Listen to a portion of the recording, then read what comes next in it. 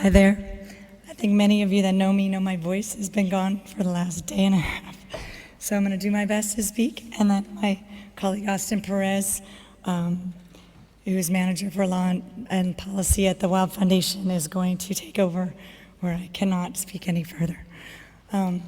It's really wonderful to have the opportunity here at WILD10 at this international gathering to launch the concept of wild cities, las ciudades salvajes. Wild cities is a new concept of urbanism where nature is highly valued, afforded space, and where people are strongly connected with wild areas. Wild Cities is striving to implement the goals of Nature Needs Have, which you heard of yesterday in the plenary by Harvey Locke. Nature Needs Have, again, is the science-based, practical, aspirational vision that recognizes the necessity of protecting and interconnecting at least 50% of an area, an ecosystem, and its biodiversity to ensure the continued production of nature's life-supporting services like water, clean air, and other ecological services. In the case of wild cities, the half we aim to make or keep protected is the watershed that hosts the city. And the watershed provides a clear demarcation of a boundary that a city can understand to protect and value the nature within, its wildlife, its trees, plants, and waters.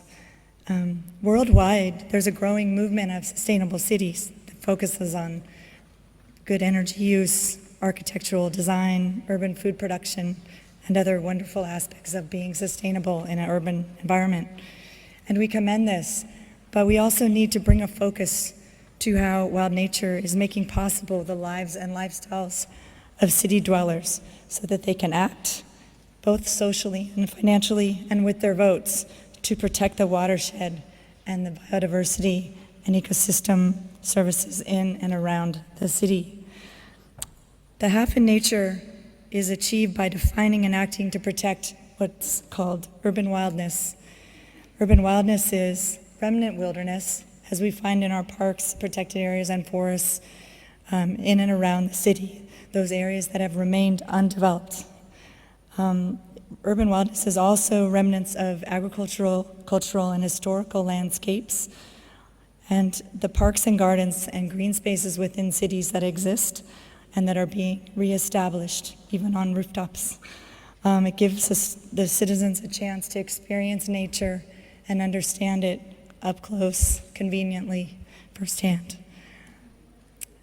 Urban wildness is also defunct urban infrastructure upon which nature has returned on its own, such as abandoned lots where the grass has come back, wildlife are living, trees are beginning to sprout, or which have returned to green space with human help, like turning brownfields into green fields with active participation of government agencies, local communities. Urban wildness is also protected wild nature on farms, ranches, forests, and freshwater and marine areas that enclose the city. You want to talk? I saved my voice for the end. So here at WILD10, this is the official launch of Wild Cities, and beginning here at WILD10, Wild Cities will be creating a global network of cities involving diverse professions and intercultural and intergenerational perspectives which are committed to principles of Nature Needs Have. This working body, which is facilitated by the WILD Foundation, will formulate common criteria defining wild cities and international guidelines for city planning. This Wild Cities network will be capable of generating and sharing replicable models and methodologies, policies, and investments that ensure a place for wild nature while meeting the needs of urban dwellers. It will demonstrate citizen involvement and buy-in to render wild city measures plausible in policymaking and budget allocations worldwide. This Wild Cities Coalition will aim to achieve 5 main things. First, it will aim to achieve the delivery of continued and expanded ecosystem services to urban areas. Secondly, it will strive to ensure quantity and quality wildlife habitat and biodiversity within cities and the watershed. Third, it will strive to create enticing opportunities for recreation, health, and economic benefits from open and green spaces in the city confines and beyond. And finally, it will strive to create educational opportunities and revenue-generating opportunities, such as job growth and increased property values and tourism income, and also public cost savings from avoiding things such as environmental remediation costs and storm recovery costs for cities. Here at WILD10, the Wild Cities Project will focus on accomplishing the establishment of a network of cities devoted to the protection of urban nature by launching the Wild Cities Coalition. The Wild Cities Coalition will analyze characteristics of cities claimed or known to be sustainable and catalog wild nature values by cities to develop a matrix tool to foster outreach amongst cities worldwide. Here at WILD10, we will also be working to identify initial wild city champions from the cities with an apparent commitment to the initial principles of wild cities, and to engage them in planning for developing a network of conservation leaders worldwide who are devoted to protecting urban wild nature. Okay.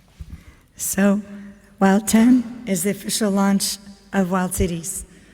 Ciudades, salvajes. And we invite you to come and enjoy the Wild Cities workshops that will demonstrate city models that will be good educational tools, and some government programs that provide resources for cities and that aim to become wild cities, and the grassroots efforts of many of the NGOs participating, individual citizens that want to see their city become wild. We invite you to join our dialogue. And I want to just also emphasize that Coalition WILD is a very important partner that we will be engaging in our Wild Cities project, because urban youth are the answer to the future of our cities, and having them recognize and appreciate and save and protect our wild nature. Our next speaker, which Carl introduced formally, I just wanted to mention, is from our first Wild Cities champion, the city of Chicago in the United States.